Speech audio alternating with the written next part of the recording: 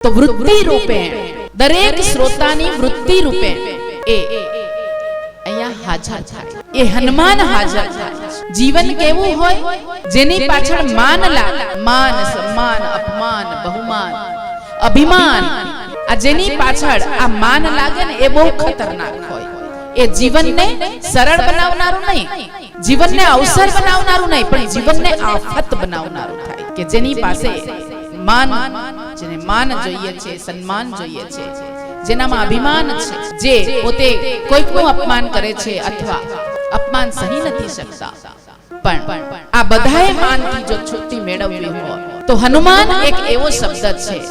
આ બીજા બધા જે શબ્દો છે એ પીડાદાયક છે, પણ હનુમાન એક જ શબ્દ એવો છે જે આપણને પીડા નાશક છે, આપણી પીડા દૂર કરનાર છે.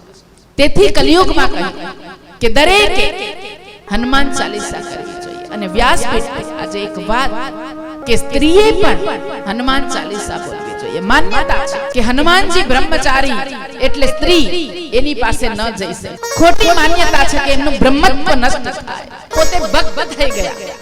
અને ભક્તના ગુણ જ્યાં સુધી એનામાં ન હોતા તો એ હનુમાનજીનું મંદિર બનતે જ નહીં. હનુમાનગઢી બધા જઈને